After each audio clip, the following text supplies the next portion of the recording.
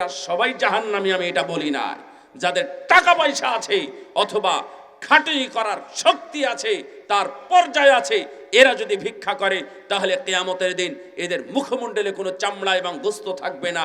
এই হাদিস সত্য, কিন্তু মনে রাখবেন হারাম খাওয়া যাবে না, এটাও সত্য। আপনি যা ইচ্ছা তাই করুন, দুনিয়াতে অনেক অধ্যায় আছে খেটে খাওয়ার।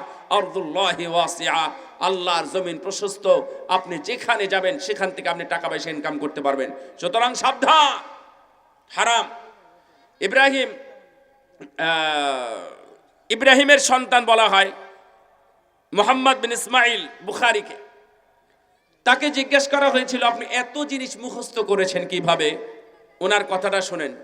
আমার বাবা বলেছিলেন মা আ'লামু ফি মালি দিরহামান মিন হারামিন আও শুভা, আমার জানা মতে আমার এই অর্থে একটি টাকাও হারাম অথবা হারাম বলে সন্দেহমূলক কোনো টাকা নাই। ইমাম বুখারীর বাবা বলেছিলেন। আপনি বলতে পারবেন ওই টাকা দিয়ে আমি বড় হয়েছি, ওই টাকায় আমি খেয়েছি? আমার ধারণা আমি অন্যের কোনো বাড়িতে হারাম খাবার খাই নাই, এই জন্যই আমি যা পড়ি যা দেখি আমার সব মুখস্থ আছে এবং আমি অনেক বেশি কাজ করতে পারি। আর আমি 7.5 লক্ষ সনদ সহ হাদিস আমি মুখস্থ করেছি। সুবহানাল্লাহ। উনি নদী পার হচ্ছিলেন, সাগর পার হচ্ছে, সাগর পার হতে গিয়ে উনি হারাম কাজ করবেন না, হাদিসগুলো নষ্ট করবেন না, এই জন্য 1000 স্বর্ণ মুদ্রার থলে উনি পানির মধ্যে ফেলে দিয়েছিলেন। যদি জাহাজের মধ্যে পাওয়া যায় তাহলে আমাকে মানুষ চোর ভাববে, আর আমি চোর হলে মানুষ আমার কাছ থেকে হাদিস নেবে না। এই ভয়ে 1000 স্বর্ণ মুদ্রা, আমি মনে করি প্রায় 100 কোটি টাকার মতো বর্তমান যুগে, সেই টাকা উনি পানির মধ্যে ফেলে দিয়েছিলেন শুধু হারাম থেকে বাঁচার জন্য। আবু বকর রাদিয়াল্লাহু তাআলা আনহু বাড়িতে খাবার ছিল, খেয়ে ফেলেছেন। গোলাম জায়েদ এসে বলছে আপনি খেলেন, এটা কি খাওয়া জায়েজ হবে? আমি আগে গণকি করতাম, তার পাওনা বাকি ছিল, ওই জিনিস একজন এসে আমাকে দিয়ে গেল, বুঝে না তাই, তো ওটা কি করব, নিয়ে এসে বাড়িতে রেখেছি, আপনি তো সেটাই খেলেন। আয়েশা রাদিয়াল্লাহু আনহা সিদ্দিকা, তিনি বলছেন আমি দেখলাম বাবাকে, বাবা হাতটা এইভাবে মুখের ভিতরে গলার মধ্যে ঢুকিয়ে দিয়ে ওয়াক ওয়াক করে সেই খাবারটা বমি করে ফেলে দিলেন। কেন? হারাম থেকে বাঁচার জন্য। ওমর ইবনে আব্দুল আজিজ রাহিমাহুল্লাহ যখন মারা যান, জিজ্ঞাসা করা হলো মাযা তারাকতা লি আবনাইক, আপনার 11 সন্তানের জন্য আপনি কি রেখে মারা যান? প্রেসিডেন্ট অথবা প্রধানমন্ত্রী অথবা দেশের প্রধান, একজন খলিফা যখন মারা যান তার কতগুলো সম্পদ থাকতে পারে। 11 জন সন্তান রেখে যখন মারা যান, জিজ্ঞাসা করা হলো কি রেখে আপনি মারা যাচ্ছেন সন্তানদের জন্য? তখন উনি বলেছিলেন তারাকতু লাহুমুত তাকওয়া, আমি তাদের জন্য কোনো টাকা অথবা পয়সা অথবা ব্যাংক ব্যালেন্স, জমি জায়গা অথবা গাড়ি বা বাড়ি অথবা কোনো বাহন নয়, কোনো প্লট নয় অথবা কোনো ফ্ল্যাটও আমি তাদের জন্য রেখে যাই না, আমি শুধুমাত্র তাকওয়াই রেখে গেলাম। ওরা যদি তাকওয়ার উপরে থাকে ফাইন কানু সলিহিনা ফাল্লাহু ইয়াতাওয়াল্লাস সলিহিন ওয়া ইন কানু গায়রা যালিকা মা তারাকতু লাহুমুত তাকওয়া ইউসি মা তারাকতু লাকুম শাইআন ইউনিহুমুল্লাহু ফি মাসিয়া, আমি তাদের জন্য শুধু তাকওয়া রেখে গেলাম। যদি তারা ভালো হয়, যদি তারা মুত্তাকি হয়, অবশ্যই মহান আল্লাহ মুত্তাকিনদের দায়িত্ব নিয়ে নিবেন। আর যদি তারা খারাপ হয়, আমার টাকা পয়সা, আমার ব্যাংক ব্যালেন্স আমি ওই পাপীদের জন্য রেখে গেলাম না। মুকাতিল ইবনে সুলাইমান রাহিমাহুল্লাহ উনি বলছেন ফারাআইতু আহাদা আবনাই উমর ইবনে আব্দুল আজিজ ইয়াতাসাদ্দাকু লিল জিহাদি ফি সাবিলিল্লাহি মিয়াতা ফারাসিন, আমি উমর ইবনে আব্দুল আজিজের একজন সন্তানকে আমি কালের আবর্তে দেখেছি আল্লাহর রাস্তায় জিহাদের জন্য 100টি করে ঘোড়া দান করে। বুঝলেন কিছু? এখনো বুঝেননি? উমর ইবনে আব্দুল আজিজ 11 সন্তানের জন্য 1 টাকাও রেখে যাননি, শুধু তাকওয়া রেখে গেছেন। আপনি কি রেখে যান? বাড়ি গাড়ি টাকা পয়সা ব্যাংক ব্যালেন্স ফৌত হয়ে যাবে। 5ই আগস্টে সব এমপি মিনিস্টার এই পৃথিবীর বুকে রেকর্ড 350 এমপি মিনিস্টার সবাই পালিয়ে মাথা নিচু করে বিভিন্ন জায়গায় এখনো পর্যন্ত তারা লুকিয়ে আছে, পালিয়ে আছে। এই পৃথিবী তারা রাষ্ট্র ব্যবস্থা 16-17 বছর রাষ্ট্র চালানোর পরে তারা লুকিয়ে পালিয়ে বেড়াচ্ছে। তুমি কয় টাকার মালিক হয়েছো? ওই মিনিস্টারের চাইতে বেশি যারা দিনে 100 কোটি টাকা মালিক হতো, ওর চাইতে বেশি যে একজন পিয়ন খাতা টানে। বদনা, আমাদের এলাকায় যদি বাথরুম হতো তাহলে বদনা টানা, যে এই বদনা টানা একজন ফকিন্নে ভিক্ষুক, সে নাকি 400 কোটি টাকার মালিক হয়েছে। 400 কোটি নয়, ও 4 টাকারও এখন আর মালিক নাই। তুমিও থাকতে পারবা না। হারাম হালালের ওয়াজ করতে গেলে আমার শুধু এই কথাটা মনে হয়, এই 5ই আগস্টের শিক্ষা যদি আমরা না নিতে পারি তাহলে আগামী 200 বছর পর্যন্ত এত বড় দুর্ঘটনা আপনি বাংলাদেশে না পৃথিবীতেও দেখতে পাবেন কিনা আমার সন্দেহ আছে। গত 200 বছরে ছিল না, আগামী 200 বছরে হয়তো আপনি এত বড় ঘটনা দেখতে পাবেন না। আরে আমরা কয়েকদিন লাখ টাকার হিসাবই ভুলে গেছিলাম।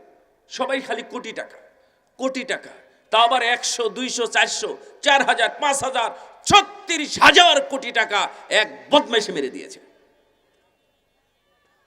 আস্তাগফিরুল্লাহাল আযীম ওয়া আতুবু ইলাইহি। ভাইরা আমার, হারাম উপার্জন বাদ দিয়ে দেন, আল্লাহর রাস্তে বাদ দিয়ে দেন, আল্লাহর রাস্তে হারাম উপার্জন বাদ দিয়ে দেন। এই হারাম উপার্জন আপনাকে দুনিয়াতেও সুখে রাখবে না, আর জাহান্নাম তো নিশ্চিত করে রাখবে আখিরাতে। এই জন্যই আল্লাযীনা ইয়াকুলুনা রিবা লা ইয়াকুমুনা ইল্লা কামা ইয়াকুমুল্লাযী ইয়াতাখাব্বাতুহু আশ-শাইতানু মিনাল মাস। কিয়ামতের দিন যারা উঠবে সুদখোরেরা, তারা পাগল হয়ে উঠবে।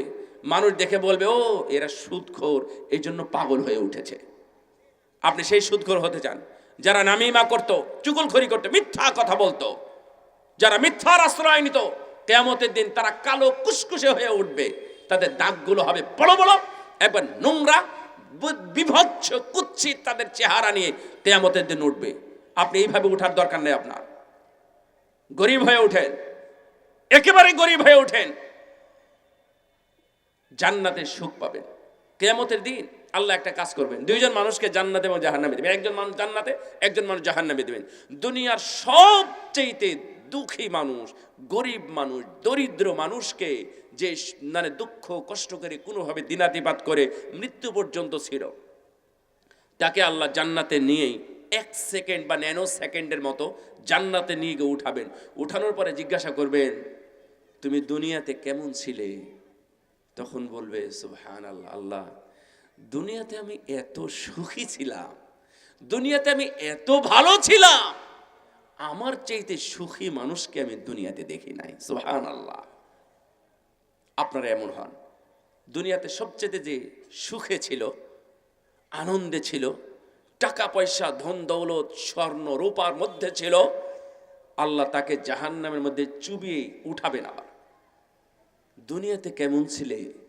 প্রশ্নের উত্তরে বলবে, আল্লাহ,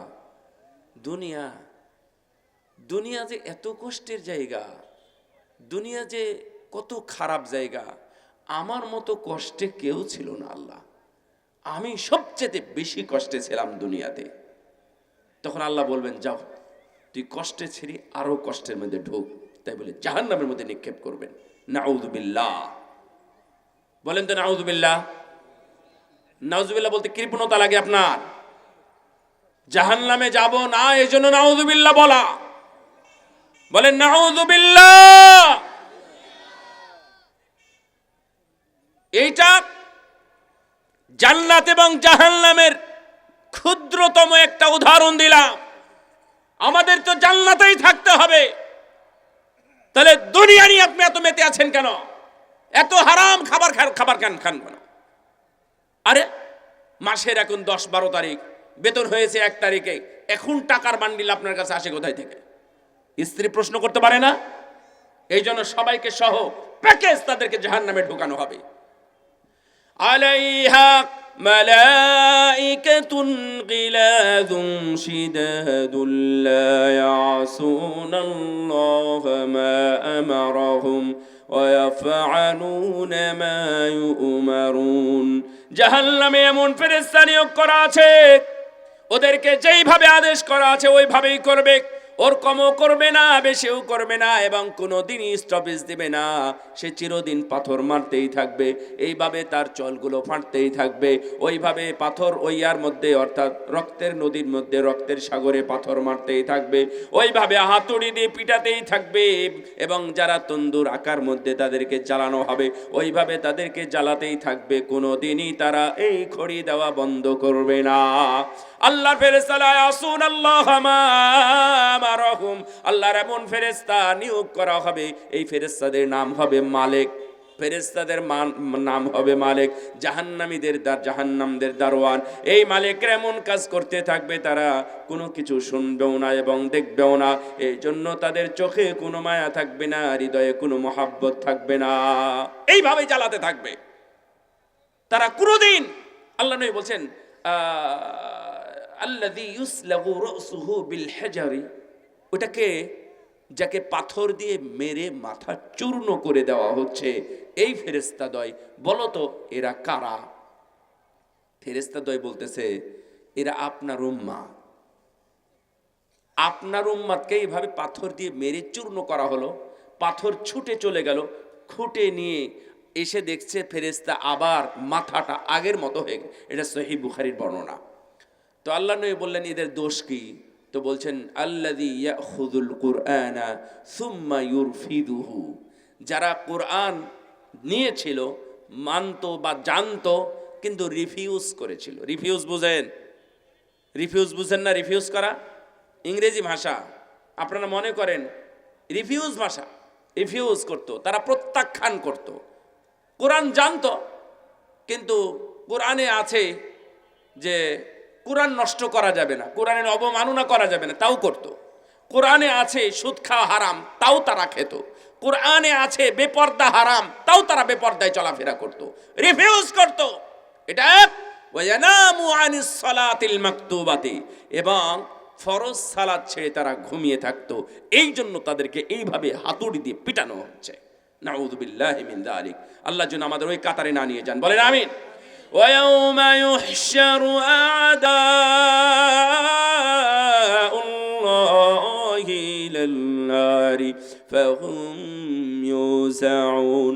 কিয়ামতের ময়দানে মানুষকে উঠানোর পরে প্রত্যেক শত্রুকে, আল্লাহর শত্রু যারা সুদখোর, ঘুষখোর, বেনামাজি অথবা বেপরদা বেহায়া যারা ছিল, তাদেরকে একত্রিত করা হবে। সেটা হবে জাহান্নামের নিকটে, একত্রিত করা হবে জাহান্নামের দরজার নিকটে, এবং তাদেরকে আলাদা আলাদা লাইনবদ্ধ করা হবে, সারিবদ্ধ করে দাঁড় করানো হবে। এরা হলো বেনামাজি, এরা হলো বেঈমান, এরা হলো মুনাফিক, এরা হলো খারাপ, এরা হলো ব্যভিচারী, এরা ব্যভিচারিণী, বিভিন্নভাবে আলাদা আলাদা লাইন করে দাঁড় করানো হবে। আপনি কি লাইনে থাকবেন? এই লাইনে থাকবেন? না না না না, খবরদার! বেনামাজের লাইনে আমি থাকবো না, আমি বেঈমানদের লাইনেও থাকবো না, কাফেরদের লাইনেও না, মুশরিকদের লাইনে না, বেদাতীদের লাইনেও না। যারা আল্লাহকে অপমান করে, নবীকে অপমান করে, আমি ওদের লাইনে থাকবো না। এদেরকে একত্রিত করা হবে, তারপরে তাদেরকে একে একে সাক্ষী নেওয়া হবে। তাদের হাত, তাদের পা, তাদের কান, তাদের চোখ এবং তাদের চামড়া পর্যন্ত তাদের বিরুদ্ধে সাক্ষী দিতেই থাকবে। সাক্ষী দিতে দিতে তখন তারা অস্বীকার করবে যে না, আমার চোখ এই কাজ করে নাই, আমার হাত এই কাজ করে নাই, আমার পায়ে এই কাজ করে নাই, আমার চামড়া এই কাজ করে না, এই কাজ করে নাই। আল্লাহ রাব্বুল আলামিন তখন তাদের সামনে অনেকগুলো দলিল উপস্থাপন করবেন, বলবেন যে এই যে তোমার খাতা কিরামান কাতিবিন, তোমার জন্য এটা লিখেছে, দেখো। তখন বলবে না, কিরামান কাতিবিন, তোমার ফেরেশতা আমার বিরুদ্ধে জুলুম করেছে, মূলত আমি এই কাজ করি নাই, ফেরেশতা জোর করে লিখেছে। নাউযুবিল্লাহ। এবং চামড়াকে বলবে, তোমার চামড়া তো বলে এই চামড়া নাকি এলাকার মানুষকে দেখিয়েছিল, এই সৌন্দর্য, ঠোঁটের উপর লিপস্টিক দিয়ে মানুষকে দেখিয়েছিল, অথবা কানের উপর সুন্দর ফুল দিয়ে, অথবা কানের ভিতরে, কানের এখানে সুন্দর দোল দিয়ে, অথবা গলার এই চামড়ার উপরে নেকলেস দিয়ে মানুষকে দেখিয়েছিল, এই তো তোমার চামড়া বলে। তখন বলবে ওয়াকালু লিজুলুদিহিম লিমা শাহিদতুম আলাইনা ক্বালু আনতাকানাল্লাহুল্লাযী আনতাকা কুল্লা শাই ওয়া হুয়া খালাকাকুম আউওয়ালা মাররাতিন ওয়া ইলাইহি তুরজাউন।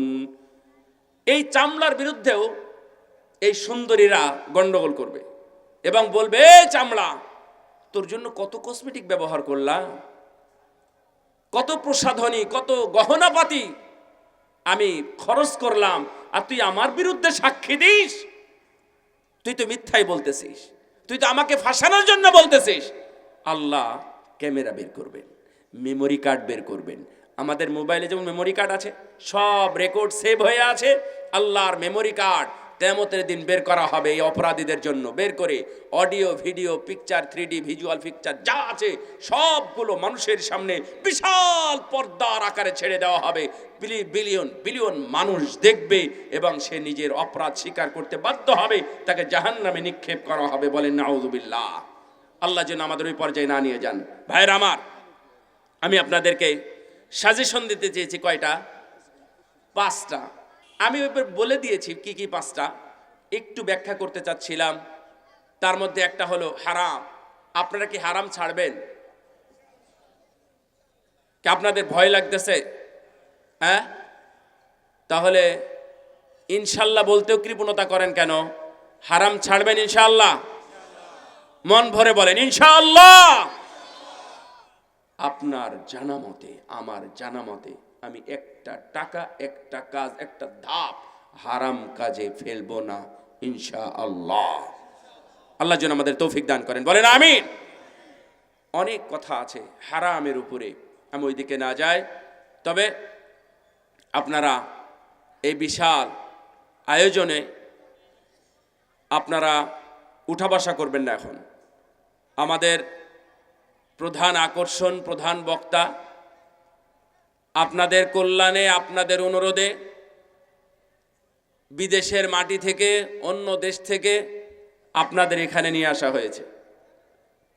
তার ব্যক্তিগত একটা গুরুত্ব আছে এবং তার ইলমকে, তার জ্ঞানকে আমরা সম্মান করি। এই পর্যায়ে, এই পারপাসে তার যথেষ্ট জ্ঞান আল্লাহ তাকে দিয়েছেন, মাশাআল্লাহ। তার এই জ্ঞানের ঝুড়ি নিয়ে আপনাদের সামনে হাজির হবেন এবং অগ্নিস্ফুলিঙ্গের ন্যায় দেখতে পাবেন তার জ্ঞানের কথাগুলো কিভাবে আপনাদের সামনে উপস্থাপন করছে। আমার এই 5টা সাজেশনই যে আপনার জীবনের মূল মন্ত্র, একমাত্র সাজেশন তা কিন্তু না। আমি 5টা সাজেশনের মধ্যে সালাত, সিয়াম, হজ, যাকাত কোনোটাই তো নিয়ে আসতেছি না। আমি একদিক থেকে জাস্ট কৌশল, যে এটা যদি বেঁচে থাকতে পারি, খেয়াল করি আমাদের সামাজিক জীবনে, পারিবারিকভাবে, তাহলে আমরা ইনশাল্লাহ অন্তত অপমানিত হব না। সালাত তো আপনার কাছে, সিয়াম রাখতেই হবে, এটা নিয়ে কোনো কথা নাই। এই জন্য 2 নম্বর আলোচনা হলো শিক্ষা, সুশিক্ষা, উপকারী শিক্ষা, উপযুক্ত শিক্ষা।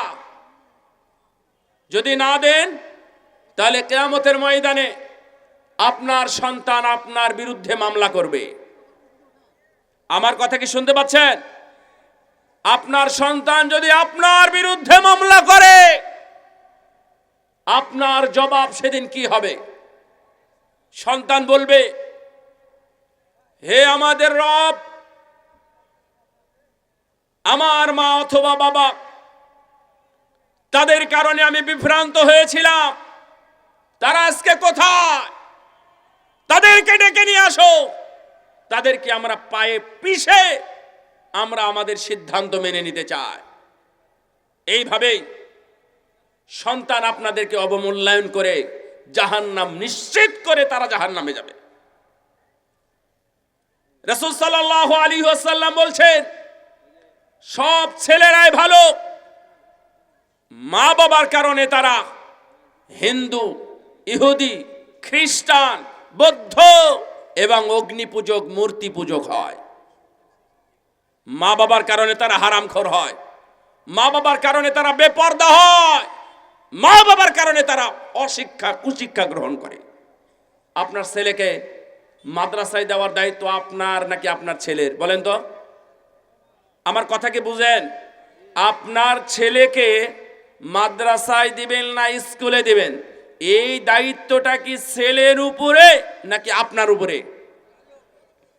আপনি কি স্বীকার করেন? তাহলে এর আসামি কি ছেলেরা হবে না আপনারা হবেন? আপনারাই হবেন। এটা খুব জটিল কথা।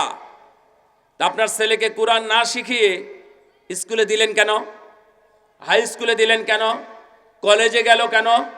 বিশ্ববিদ্যালয়ে গেল কেন? চাকরি খুঁজতে গেল কেন?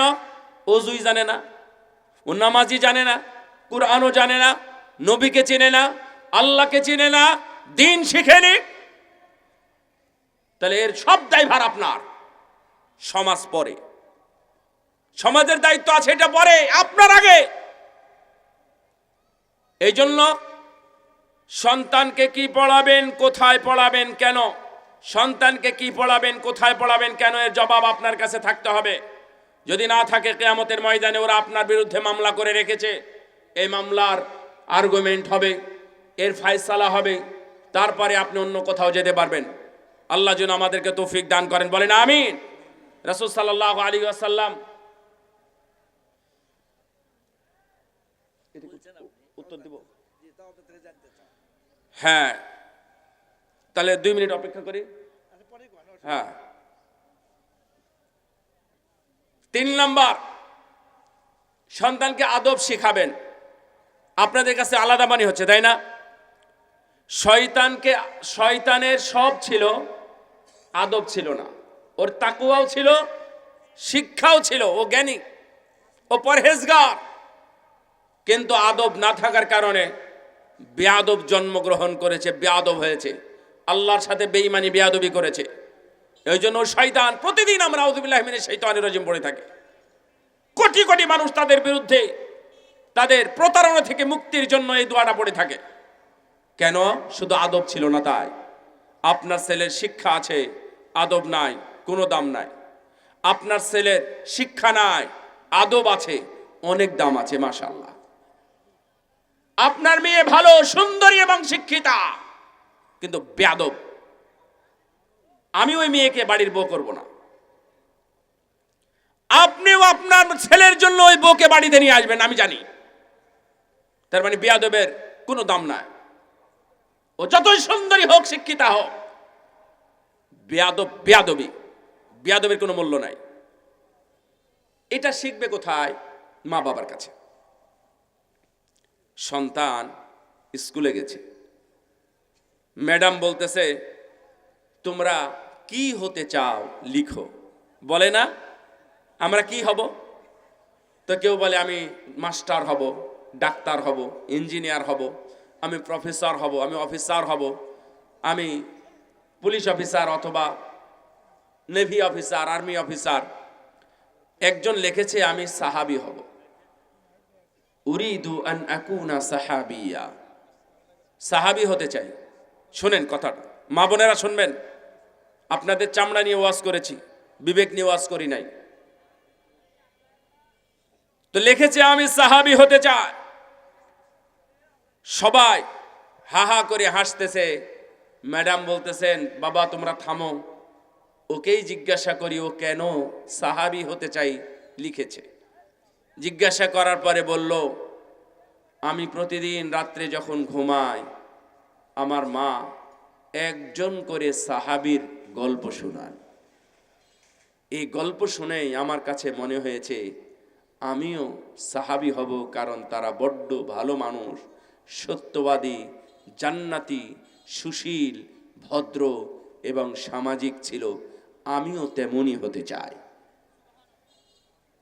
তখন ম্যাডাম হাসি ছেড়ে কান্না কাঁদলেন, চোখের পানি ছাড়লেন আর বললেন আহারে, তোর মতো মা যদি আমাদের প্রত্যেক ঘরে ঘরে জন্মাতো, তাহলে এই যুগের মানুষও সবাই সাহাবীর যুগ ফিরে নিয়ে আসতো। সুবহানাল্লাহ। আপনারা মোবাইল দিয়ে দিয়েছেন, স্বামী স্ত্রী ছেলেকে ভালো বানাতে চায়। রাসূল সাল্লাল্লাহু আলাইহি ওয়াসাল্লাম আদব দেখেন। রাসূল সাল্লাল্লাহু আলাইহি ওয়াসাল্লামের কাছে একজন সাহাবী এসে বললেন ইয়া রাসূলুল্লাহ, একজন মহিলা সালাত বেশি আদায় করে, তাহাজ্জুদ সিয়ামও বেশি আদায় করে, নফল সিয়াম পালন করে বেশি, আবার জাকাত দেওয়ার পরে আবার দানও বেশি বেশি করে করে। কিন্তু মুখের কর্কশ ভাষায় প্রতিবেশী পার্শ্ববর্তী সংসারের মানুষকে কষ্ট দেয়। ওর ফায়সালা কি ইয়া রাসূলুল্লাহ? আল্লাহ নবী বললেন, এই মহিলা জাহান্নামী। এবারত বলি আমি, হিয়া ফিন্নার। এই হাদিসটা আমি প্রথমে পড়েছি, এই মহিলা জাহান্নামী। অনুবাদ করছি, আমি সত্যিই ব্যাখ্যা করিনি। সহিহ হাদিস, মুসনাদ আহমদের মধ্যে আসছে, বাইহাকির মধ্যে আসছে। আরেকজন এসে বললেন, ইয়া রাসূলুল্লাহ, একজন মহিলা কম সালাত আদায় করে, কম সিয়াম পালন করে, কম কম দান করে, এমনকি নিজের খাবার আছে এই খাবার থেকে কিছু দান করে, তার ব্যাপারে আপনার মতামত কি? ওর মুখের ভাষা আবার ভালো, কষ্ট দেয় না কাউকে। আল্লাহ নবী বললেন, এই মহিলা জান্নাতি। সুবহানাল্লাহ। বেশি নামাজ, বেশি সিয়াম, বেশি বেশি দান খয়রাতে কি জান্নাতে নিয়ে গেল? তাহলে মুখের ভাষা ভালো হবে কবে? আমাদের আদব শিখবে কোথায় থেকে? আহমদ শাওকি কেন বলেছেন, হিজনুল উম্মাহাত হিয়াল মাদ্রাসাতুল লিল বানিন ওয়াল বানাত। হে মা বাবারা, সন্তানদের প্রথম সর্বশ্রেষ্ঠ বিশ্ববিদ্যালয় হলো মায়ের কোল। মা বাবার কাছ থেকে যা শিখবে এটাই হলো বিশ্ববিদ্যালয়ের শিক্ষা। তাহলে আদব মা বাবার কাছ থেকে শিখতে হবে, মনে রাখবেন, না হলে আপনি বিপদে পড়ে যাবেন। ভাইরা আমার, আদব আরেকটা শিখায়। বাবা বাড়িতে আসছে, বাড়িতে এসে দেখছে সবাই ঘুমাচ্ছে। বললেন যে সবাই নামাজ পড়েছে? বলে যে না, নামাজ পড়ে নাই, কারণ বাড়িতে কোনো খাবার নাই, কাঁদতে কাঁদতে ঘুমিয়ে গেছে। তো এখন যদি ডাকি, ওরা এই উঠে আগে খাবার চাইবে, খাবার নাই, দিতে পারবো না, এই জন্য আপনি কথাবার্তা বলিয়েন না, ওরা ঘুমাক। তো বলছে, আরে না, নামাজ পড়েনি, আর ও ঘুমাবে কেমনে? ওই ডাকো, আগে সালাত আদায় করো, ঘুমাবে না হয় কান্নাকাটি করবে, যে কোনো একটা কিছু করবে। আবার যখন বলেছে স্ত্রী, মেয়েরা কিন্তু এই দিক থেকে একটু ভিন্ন, তো বলছে না, ওরা ঘুমাক, উঠলে তো খাবার চাইবে, খাবার দিতে পারবো না। তখন বলছে যে শোনো, এদের নামাজ পড়ানোর দায়িত্ব কার? এই শুনতেছেন আমার কথা? আপনার সন্তান নামাজ পড়বে বা পড়বে না, এর দায়িত্ব কার? সন্তানের না আপনার? মুখ ফুটে বলেন না কার? লজ্জা পাচ্ছেন? মানে ওদেরকে ডেকে তুলেন না তো ঘুম থেকে, এই জন্য মুশকিল। এই সার নামাজের কথা বলেছি আমি। ঘুমাই গেছে, তে উঠলে তো খাবার চাইবে, রাতের খাবার তো উঠাই না। তো বাবা বলতেছে, এদের নামাজ পড়ানোর দায়িত্বটা আমাদের, মানে আমাদেরকে আল্লাহ দায়িত্ব দিয়েছেন, ওয়ামুর আহলাকা বিসসালাতি ওয়াসতাবির আলাইহা। তুমি নিজে নামাজ পড়ে পরিবারকে নামাজ পড়াও, সালাত আদায় করাও। এই দায়িত্ব কে দিয়েছেন? কে দিয়েছেন? আল্লাহ দিয়েছেন। তাহলে এই দায়িত্বটা আমার। আর রিজিকের কথা আল্লাহ বলেছেন, ওমাইয়াত্তাকিল্লাহা ইয়াজআল লাহু মাখরাজা। রিজিক, রাজ্জাক হলেন তিনি আল্লাহ। এদের রিজিকের দায়িত্ব আমি নিতে পারবো না, রিজিকের দায়িত্ব আমি আল্লাহর উপর দিয়ে দিয়েছি। সুবহানাল্লাহ। সত্যিই তাদেরকে ডেকে উঠিয়ে সালাত আদায় করানো হলো। সালাত শেষে দরজায় কড়া নাড়লো। তখন বললেন, কি ব্যাপার? বললেন যে এই খাবার প্লেটটা আগে আপনি ধরে আমাদেরকে উদ্ধার করেন। কি সমস্যা, আপনি কোথায় থেকে আসছেন? আগে খাবারটা ধরেন তো। খাবারটা নিয়ে রেখে বলছেন যে বাবা, কি খবর বলেন তো, কোথায় থেকে এসেছেন খাবার দিতে? বললেন যে আমাদের একটা মিটিং হচ্ছিল, এই মিটিংয়ে আমরা কিছু ডিল ফাইনাল করতেছিলাম, হচ্ছিল না ব্যবসা বাণিজ্যের। তো তারা রাগ করে খাবার টাবার থুয়ে উঠে চলে গেছে। খাবার কি করব, মনে করলাম দেখি এত রাত্রে কোন বাড়ির মানুষ জেগে আছে, যেই বাড়ির মানুষ দেখবো জেগে আছে সেই বাড়িতেই খাবারটা ঢুকিয়ে দিব, তাই আপনার বাড়িতে আমি খাবারটা দিতে আসছি। সুবহানাল্লাহ। রাসূল সাল্লাল্লাহু আলাইহি ওয়াসাল্লাম বললেন তার উম্মতকে লক্ষ্য করে, লাউ আন্নাকুম তাতাওয়াক্কালুনা আলাল্লাহি হাক্কা তাওয়াক্কুলিহি লারাযাকাকুম কামা ইয়ারযুকুত তায়রা তাগদু খিমাসান তারুহু বিতানা। হে আমার উম্মতেরা, তোমরা যদি আল্লাহর উপর ভরসা করার মতো ভরসা করো, মহান আল্লাহ অবশ্যই তোমাদের রিজিকের ব্যবস্থা করে দিবেন। যেমন ভাবে তিনি পাখিদের রিজিকের ব্যবস্থা করেন। প্রতিদিন সকালে যখন ঘুম থেকে উঠে তারা বাহিরে যায় খাবারের সন্ধানে, তাদের জন্য কোথাও রান্নাও হয় না, তাদের জন্য কোনো চাষাবাদ কোনো আবাদও হয় না, তাদের জন্য কোনো এমপি নাই, কোনো মিনিস্টার নাই, কোনো খাদ্যমন্ত্রী নাই, তাদের জন্য কেউ খাবার তৈরি করে রাখে না, কিন্তু আল্লাহ রাব্বুল আলামিন তাদের সবার জন্য এই খাবারের ব্যবস্থা করে দেন। ও তারুহু বিতানা, আবার যখন বিকেলে ফিরে আসে তখন তারা পেটটি ভরে আবার তাদের নিজ নিজ বাসায় ফিরে আসে। আমি দেখেছি এই বাংলাদেশে, অন্তত এই বাংলাদেশে মানুষের চাইতে 6 গুণ বেশি পাখি আছে। কত গুণ? 6 গুণ বেশি পাখি। তার মানে বাংলাদেশে 17 কোটি যদি মানুষ থাকে, প্রায় 100 কোটি পাখি আছে এই বাংলাদেশে। শুধু বাংলাদেশে নয়, পুরো পৃথিবীতে 5 বিলিয়ন। তাহলে কত হয়? না, 5,000 বিলিয়ন। 5,000 বিলিয়ন পাখি আছে পৃথিবীতে। এই পাখিদের খাবারের দায়িত্ব কারো নয়, আল্লাহ। তিনি তাদের খাবার দিচ্ছেন, না খেয়ে কোনো পাখি মারা যায় না। তাহলে তোমরা এত খাবারের ব্যবস্থা করো কেন? বারাকাল্লাহু ফিকুম। আমি আপনাদের এই উদ্দেশ্যটা শেষ করি। তা হলো সর্বশেষ কথা, আমি যেটা বলেছিলাম, আদব শিখাবেন। আর সর্বশেষটা হলো তাদেরকে ভালো বন্ধু বানাবেন। ভালো বন্ধু যদি ভালো না বানান, তাহলে সন্তান ভালো হওয়ার সম্ভাবনা নেই। এবং শেষ, দোয়া করা। নবী রাসূল তাদের জন্য দোয়া করতেন, আপনারাও তাদের জন্য দোয়া করবেন। এটা কিসের উদ্দেশ্যে? জালসা মসজিদ মাদ্রাসা নাকি সত্যের সন্ধানে ইসলামী সংঘ অ্যান্ড পাঠাগার এর উদ্যোগে আয়োজিত আজকের দ্বিতীয় বার্ষিক ওয়াজ মাহফিলে যারা উপস্থিত হয়েছেন তাদের সবাইকে স্বাগত এবং তাদেরকে ওয়েলকাম এবং মুবারকবাদ জানাচ্ছি তাফসিরুল কুরআন মাহফিলে। আজকে আমার জান্নাতে যাওয়ার 5টি সাজেশন আপনারা মনে রাখ। আগে যেটা ছিল তা হলো, এই যে 1 বিঘা সম্পত্তি তুমি নেও আর তুমি এর উপর চাষ করে খাও, এর বিনিময়ে তুমি আমাকে 3,000, 5,000 বা 10,000 টাকা দিবে বছরে। যদি 2 বছর খেতে চাও তাহলে 20,000 দিও, 3 বছর খেতে চাইলে তুমি 30,000 দিও। এরপরে ও 3 বছর জমিতে যা ইচ্ছা তাই আবাদ করবে, অথবা ও যত লাখ কোটি টাকা ইনকাম করতে পারে ইনকাম করবে। যদি কম হয় টাকা ইনকাম, সেটা তার তাকদিরের ব্যাপার এবং তার ভাগ্যের ব্যাপার। এইটা হলো জায়েজ। অনেকে এই জিনিসকে খাই খালাসি বলে থাকে, এইটা জায়েজ, বাকিগুলো জায়েজ নয়। আমি জানি যে কেউ কেউ হয়তো বা বলতে পারে এটা জায়েজ, এটা যদি এই করে সেই করে, এটা যদি আবার খাজনা পরিশোধ করে দেয় তাহলে এটা জায়েজ। মূলত এইটা এসেছে ধার দেনা থেকে, মানে ধার দেনা যেন দুনিয়া থেকে উঠে যায়, এই জন্য এই পদ্ধতিটা দুনিয়াতে চালু হয়েছে। এখন আর কেউ ধার দেনা চাই না, বলে যে আমার এই স্বর্ণের গহনা অথবা মোবাইলটা রাখেন, বিনিময়ে আপনার কিছু টাকা দেন, আমি যদি টাকা পরিশোধ করতে না পারি তাহলে এই জিনিসটা আপনার হয়ে যাবে।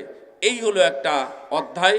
তার মানে টাকা দিল, দেওয়ার পরে ওর বিনিময়ে কিছু খেতে থাকলো, অর্থাৎ ও সুদ খেতে থাকলো।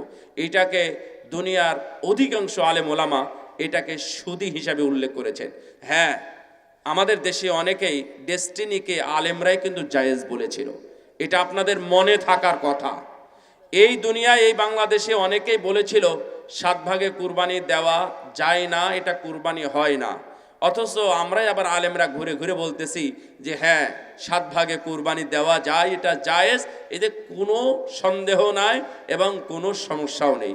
এই বাংলাদেশে অনেকেই তাকাফুল নামে ইসলামী লাইফ ইন্স্যুরেন্সকে জায়েজ বলেছিল, আবার এই তাকাফুলকেই আমরা সময়ের ব্যবধানে বলতেছি না এটা হারাম। কিন্তু এক প্রকার আলেম, যারা এক ধরনের আলেম, যারা প্রথম থেকেই এই বিষয়ে খুব শক্ত ছিল, এখনো তারা শক্ত অবস্থানে আছে। জমি বন্ধক দেওয়াকে হালাল করার, ইনিয়ে বিনিয়ে হালাল করার তেমন কোনো প্রয়োজন নেই। এটা সুদ যে খাওয়া হয়, এটা আপনি হয়তো আরো 2-3 বছর 10 বছর পরে বুঝবেন। আল্লাহ আমাদেরকে বুঝার তৌফিক দান করুন, বলেন আমিন। বারাকাল্লাহু ফিকুম। আরো এক ভাই দান করেছেন, ছোট বাচ্চা দান করেছে, মাশাআল্লাহ, জাযাকুমুল্লাহ খায়র। আরো এক ভাই কিছু